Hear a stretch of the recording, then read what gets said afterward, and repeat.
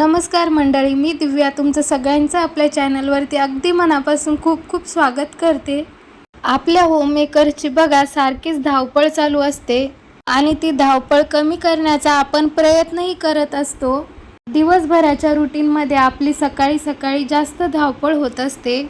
तर बघा सकाळी सकाळी स्कूलला जाणारी मुलं असतात, ऑफिसला जाणारी लोक असतात, तर यांचं सगळं आवरण्यामध्ये आपल्याला मदतही करावी लागते आणि त्याचबरोबर आपल्याला आपला स्वयंपाकही आवरायचा असतो। तर ही सकाळची धावपळ कमी करण्यासाठी आपण जर संध्याकाळीच थोडीफार तयारी करून ठेवली तर आपल्यालाच मदत होईल, नाही का? तर अर्थात सगळ्यांची सकाळी सकाळी कामं वेगवेगळी असतात, त्यामुळे संध्याकाळची तयारी पण प्रत्येकाची वेगवेगळी असू शकते। तर आजच्या या व्हिडिओमध्ये मी संध्याकाळी काय काय तयारी करून ठेवते जेणेकरून सकाळी सकाळी माझी धावपळ होत नाही, तर तेच मी आज तुम्हाला ह्या व्हिडिओमध्ये दाखवणार आहे। त्यातली पहिली तयारी म्हणजे रात्रीचं जेवण झालं की जेवणानंतर लगेच अगोदर भांडे घासून टाकणे। रात्रीचे जेवणानंतरचे भांडे रात्री घासले काय आणि सकाळी घासले काय ते आपल्यालाच घासायचे असतात, त्यामुळे रात्रीच घासून टाकायचे, कारण ती भांडी घासायचा आपल्यालाच लोड येतो, त्यामुळे मग मी रात्रीच भांडे घासून टाकते। आणि रात्रीची खरकटी भांडी जर आपण तशीच ठेवली तर घरामध्ये झुरळ होण्याची शक्यता असते, त्यामुळे रात्री कितीही उशीर झाला तरी सुद्धा मी रात्रीची भांडी आणि किचन स्वच्छ करूनच ठेवते। आणि त्याचा दुसरा एक फायदा म्हणजे सकाळी उठल्यानंतर असं स्वच्छ किचन बघितलं की खूप प्रसन्न वाटतं आणि दुसऱ्या दिवशीचा आपला काम करण्याचा उत्साहही वाढतो। भांडी किचन वटा स्वच्छ करून झाल्यानंतर त्यासाठी वापरलेली घासणी सुद्धा मी लगेच स्वच्छ करून ठेवत असते। तर त्यासाठी मी काय करत असते, एका बाउलमध्ये गरम पाणी टाकते, त्यामध्ये 1 चमचा मीठ टाकते आणि पुढची माझी बाकीची कामं होईपर्यंत मग ह्या घासण्या ह्या पाण्यामध्ये भिजत ठेवते। सकाळी ब्रश केला की सगळ्यांनाच गरम पाणी पिण्याची सवय आहे, त्यामुळे रात्रीच मी पातेल्यामध्ये पाणी भरून ठेवते, कारण मग सकाळी त्या पातेल्यामध्ये पाणी भरण्याचा माझा वेळ जात नाही। हे पातेलं भरून सकाळी असं एकदाच गरम केलं की सगळ्यांना आरामात पुरून जातं। सकाळी उठल्याबरोबर डब्याला किंवा लंचला भाजी कोणती करावी हे ठरवण्यासाठी वेळ जाऊ नये म्हणून मी रात्रीच फ्रीज चेक करून ठेवते आणि कोणती भाजी करायची हे ठरवते।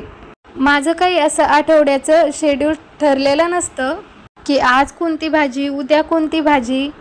माझ्या फ्रीजमध्ये ज्या ज्या भाज्या अवेलेबल असतात त्याप्रमाणे मी ठरवते आणि त्याप्रमाणे मी त्या भाज्या करत असते। यानंतर बेडरूममधला पसारा आवरणे। खरं तर बेडरूममध्ये माझ्या इतर दुसरा काही पसारा नसतो, पण कपड्यांचा असा पसारा झालेला असतो, कारण की 4 वाजता दोरीवरचे कपडे काढले की त्या वेळेसच घडी घालायला वेळ मिळतो असं नाही।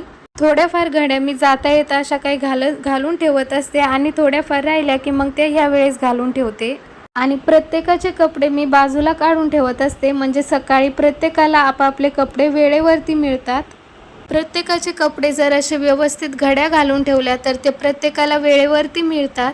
घरात जर लहान मुलं असतील तर त्यांचे कपडे सुद्धा बाजूलाच ठेवा, कारण मग मोठे कपडे आणि छोटे कपडे जर एकत्रच ठेवले ना तर तो सगळा गोंधळ होऊन जातो आणि मग वेळेवरती काहीच सापडत नाही।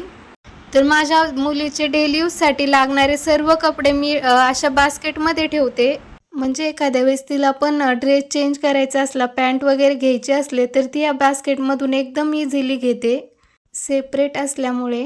रात्रीत जर आपण सगळ्यांचे कपडे असे व्यवस्थित घड्या घालून सेपरेट ठेवले की सकाळी मग आपलंच त्यांना शोधून देण्याचा वेळ वाचतो आणि ते त्यांच्या हातानेच घेतात। मग त्यानंतर जेवणानंतरचे भांडे बाकीचं काम आवरेपर्यंत एकदम कोरडे होतात, त्यामुळं मग मी लगेच ते भांडे पण रॅकला लावून घेते। त्यामुळं काय होतं, सकाळचा आपला तेवढाच वेळ वाचतो। नाहीतर काय होतं, सकाळी सकाळी जर आपल्याला यातलं एखादं भांडं लागत असेल तर मग आपल्याला सगळेच भांडे काढत बसावे लागतात आणि मग सकाळी सकाळी घरामध्ये पण त्या भांड्यांचा खूप आवाज होतो, त्यामुळं मग भांडे पण मी असेच रात्री रॅकला लावून ठेवते। माझी ही सगळी कामं होईपर्यंत माझ्या मुलीने भरपूर सारा पसारा हॉलमध्ये करून ठेवलेला असतो आणि तोच पसारा भरायला कधी कधी मला तीही मदत करू लागते, कारण मग तिलाच खूप झोप आलेली असते आणि त्या निमित्ताने का होईना तिला पसारा भरण्याची सवयही लागते।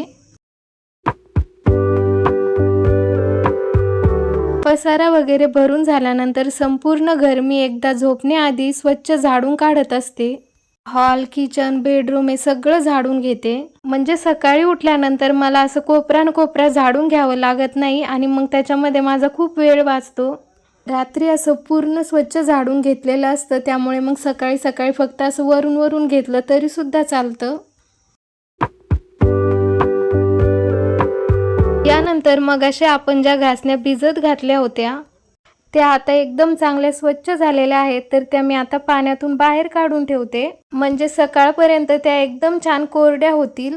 तर इथे तुम्ही बघू शकता त्या घासणींना जेवढे अन्नाचे कण लागलेले होते ते सर्व कण या पाण्यामध्ये आलेले आहेत आणि घासण्या एकदम स्वच्छ झालेल्या आहेत. आणि आता सगळ्यात शेवटचं काम माझं ते म्हणजे प्रिशूला झोपू घालायचं. प्रिशूला एखादं पुस्तक वाचल्याशिवाय, एखादी स्टोरी सांगितल्याशिवाय झोपच येत नाही. त्यामुळे झोपण्याआधी 10 ते 15 मिनिटं आमचे स्टोरी सांगण्यामध्ये जातात. त्यानंतर मात्र ती लगेच झोपी जाते. मग तर या सगळ्या कामांना मला रात्री 1 ते सव्वा तास लागतो. म्हणजे 9 वाजेपर्यंत आमचे जेवणं होतात. त्यानंतर मी भांडी घासायला घेते. म्हणजे मग बाकीची पुढची कामं 1 ते सव्वा तासात म्हणजे 10 सव्वा 10 पर्यंत माझी पूर्ण होतात. तर मैत्रिणींनो, मी सगळी कामं रात्री करून ठेवते, त्यामुळे माझी सकाळची बरीच धावपळ कमी होते आणि बाकीची सर्व कामे माझी वेळेत उरकतात. मी आधी सांगितल्याप्रमाणे प्रत्येकाची कामं ही वेगळी असू शकतात. त्यापेक्षा तुम्ही कोणती वेगळी कामं करतात ते सुद्धा मला कमेंट करून नक्की सांगा. आपला व्हिडिओ जर आवडला असेल तर व्हिडिओला लाईक करा, शेअर करा आणि चॅनलवरती जर नवीन आला असाल तर चॅनलला सबस्क्राईब सुद्धा करा.